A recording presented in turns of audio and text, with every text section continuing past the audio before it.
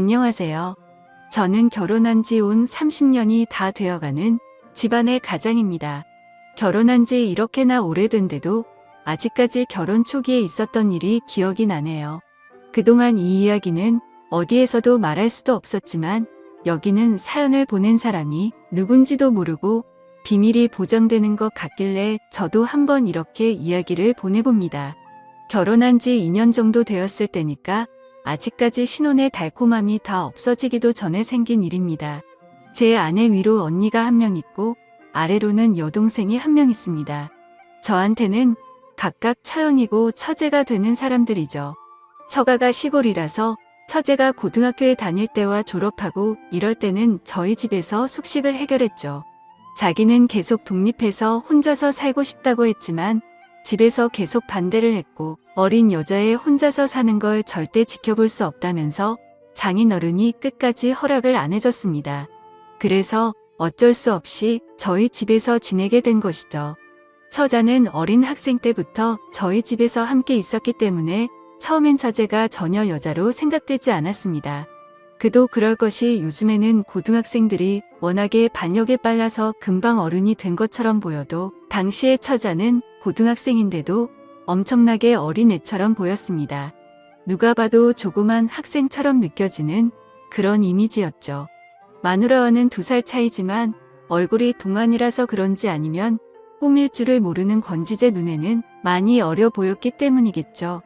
처제와 같이 있으니 형부하면서 따라오는 게 귀엽기도 하고 집안 분위기도 마누라랑 2사람만 있는 것보다는 훨씬 더 재미있고 좋았습니다.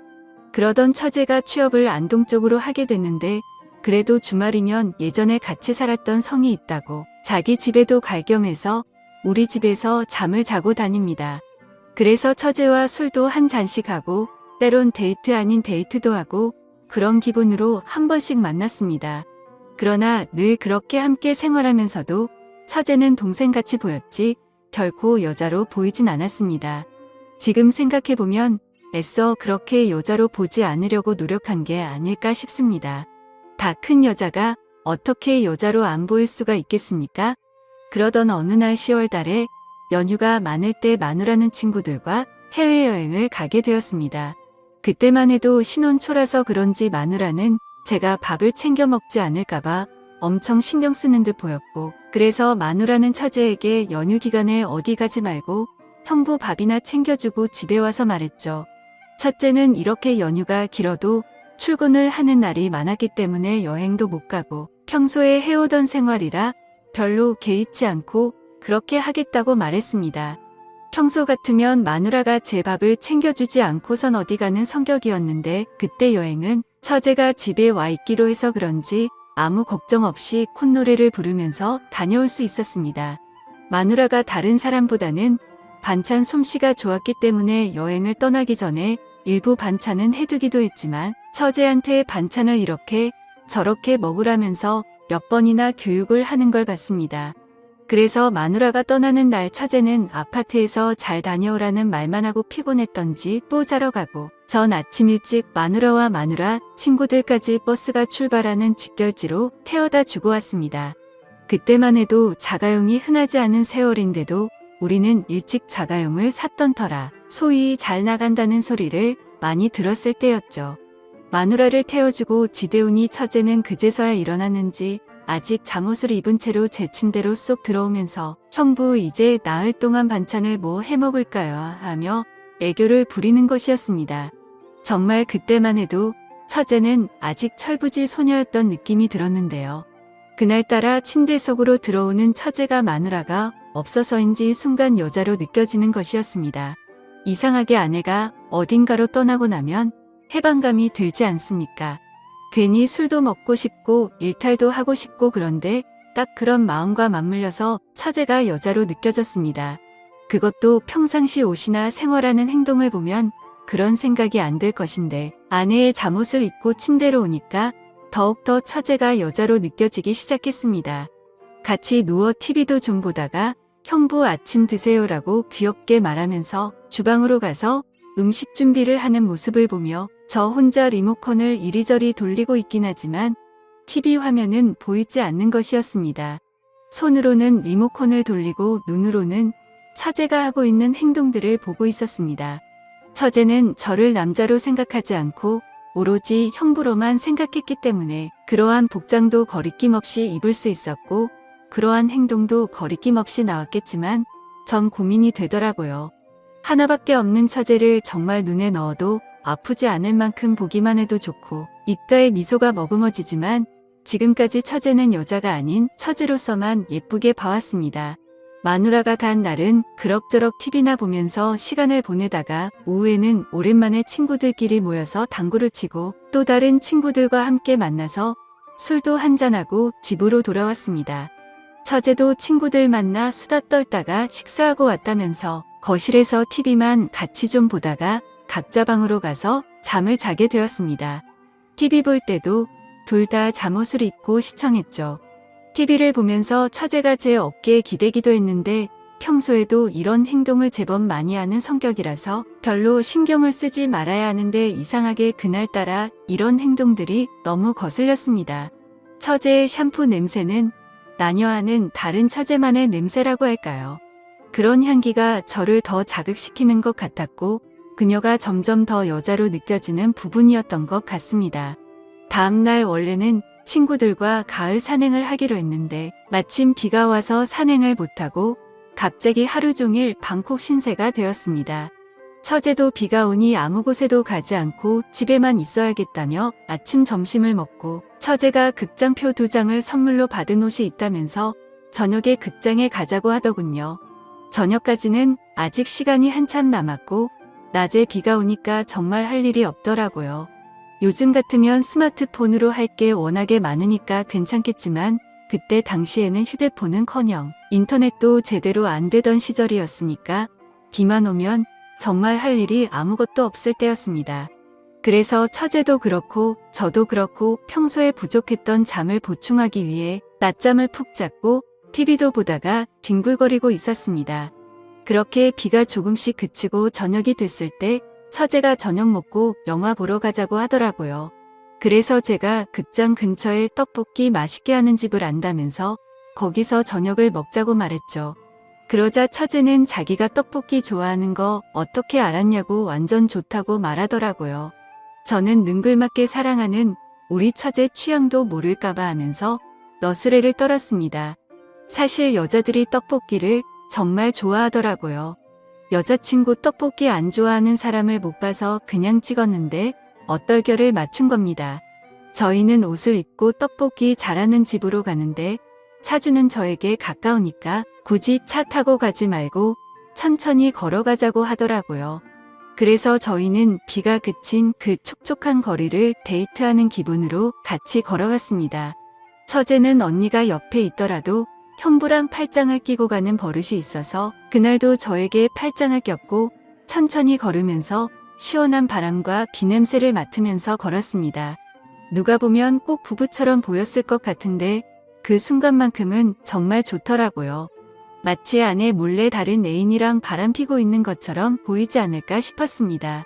그렇게 저희는 신나게 떡볶이를 먹고 극장 입구에서 처제 보고 영화 제목이 뭐냐고 물었는데 처제도 제목을 잘 모르고 있었습니다. 당시만 해도 영화 상영관이 극장에 하나밖에 없었기에 그날 상영하는 영화만 볼 수 있는 것이었습니다. 그러니까 초대권이 있어도 날짜만 적혀있지 제목이란 그런 건 없을 때였죠. 그런데 극장 입구에 들어서자 하필이면 영화가 민망한 영화였던 겁니다. 순간 처제도 제 얼굴을 보고 저도 처제 얼굴을 쳐다보았지만 이미 돌아갈 수는 없었습니다. 서로 말은 안 했지만 모두가 당황하는 눈치였습니다. 당시만 해도 영화 보기가 쉽지 않았고 그런 민망한 영화도 잘 볼 수가 없었으니까 재미도 있을 것 같았습니다. 괜히 뻘쭘하게 서 있는 처제에게 아무리 민망한 영화라고 해도 스토리가 다 있다면서 민망한 장면에 집중하지 말고 스토리에 집중해서 보자고 말했죠. 그러자 처제도 이젠 자기도 어른이라고 괜찮다고 말하더라고요. 이 민망한 영화는 시작이었고 제목은 세월이 오래되어 기억나지 않았지만 민망한 영화지만 나름대로 탄탄한 스토리를 가지고 있는 영화였습니다. 그래서 영화가 시작되자 처제는 영화를 보면서 저한테 기대서 재미있고 웃긴 장면이 나올 때마다 제 손을 꼭 잡았습니다. 영화를 보면서 저는 정말 온갖 생각을 다 했습니다. 마누라랑 같이 왔으면 처제의 이런 행동들이 평소에도 하는 행동이라서 어떻게 해도 신경을 쓰지 않았겠지만 마누라가 해외여행 가서 그런지 괜히 별것도 아닌 게 크게 와 닿더라고요. 영화를 마치고 나오니 9시 정도라서 아직 초저녁이었고 더구나 두 사람 다 낮잠을 자고 나와서 힘이 넘치는 데다가 이틀간 연휴가 더 있어서 잠은 늦게 자도 된다는 생각이 들어서 처제 보고 술이나 한잔하러 가자고 말했습니다. 그랬더니 처제는 역시 우리의 형부가 최고라면서 좋아했습니다. 예전에 마누라는 술을 먹을 줄 몰랐지만 처제는 술 한 잔씩 하는 걸 즐기는 편이라서 저랑 따로 한 번씩 자리를 하기도 했습니다. 그래서 처제랑 밤 11시 가까이 되도록 알딸딸하게 한잔하고 집으로 돌아왔었죠. 집으로 돌아가는 그 길에서도 저희는 또 데이트하는 기분으로 팔짱을 끼고 많은 이야기를 나누었습니다. 집에 와서 각자 샤워를 하고 잠옷을 갈아입고 거실에서 같이 TV를 보는데 자기가 잠이 안 온다며 냉장고에 하필이면 맥주가 딱 2병 있던데 그걸로 입가심이나 하고 자자는 것이었습니다.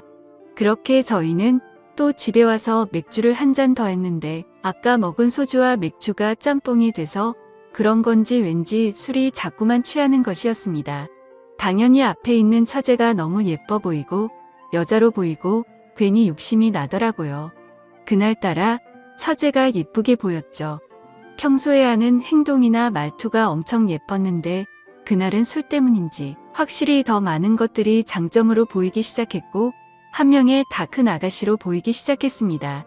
그래서 술에 취해 저는 처제 어깨에 손을 거치면서 요즘 직장 생활하기 힘들지 않냐며 위로해 주니까 처제가 그만 제 가슴에 안기면서 우는 것이었습니다. 그래서 왜 그렇게 웃냐고 그렇게 힘든 일이 있었냐고 하니까 한동안 처제가 말이 없었습니다. 그러다가 갑자기 처제도 술이 취했는지 나 형부 너무 많이 사랑한 것 같은데 어쩌면 좋냐고 말하더라고요. 저는 순간적으로 잘못 들은 줄 알고 그게 무슨 소리냐고 다시 한 번 더 물었습니다. 그러자 처제는 형부를 볼 때마다 우리 언니가 부러워서 어쩌면 좋냐고 또 울더라고요. 그래서 저는 순간적으로 아무 말도 못하고 처제를 그냥 꽉 깨어나줬죠. 그리고는 누가 시키지도 않았지만 저희는 서로에게 기대어서는 사랑한다는 말을 했습니다. 그러자 저는 모든 걸 다 포기하고 이 순간만을 생각하자면서 하나밖에 없는 처제와 실수를 저지르고 말았습니다. 그렇게 아내가 돌아오기 전까지 연인이 된 듯이 지내게 되었었죠. 그러고 나서 우리 두 사람은 굳게 약속했습니다. 아내가 돌아오기 전날 밤, 오늘을 마지막으로 앞으로는 절대 이러지 말자고 했으며 이 비밀은 무덤까지 가져가자고요. 그래서 그 후 지금까지 처제와 아무런 일도 없이 예전처럼 아주 사랑스러운 처제로 잘 지내고 있습니다. 그러면서도 한 번씩 단둘이 있을 때면 옛날 일을 생각하면서 서로가 웃어버립니다. 비록 한순간에 그러한 행동이 있었지만 지금은 모두 본인의 위치로 돌아와 서로가 가정을 위해 열심히 살고 있으니 지금은 잘하고 있는 거겠죠. 그 이후로 다시는 처제와 그런 일이 없었지만 아직까지도 처제를 볼 때마다 그때 그 시절이 생생하게 생각납니다. 가끔씩 생각나기도 하지만 저희는 굳게 약속했으니 다시는 그럴 수 없겠죠. 하지만 솔직히 오늘도 많이 생각이 납니다. 오늘 사연은 여기까지입니다. 감사합니다.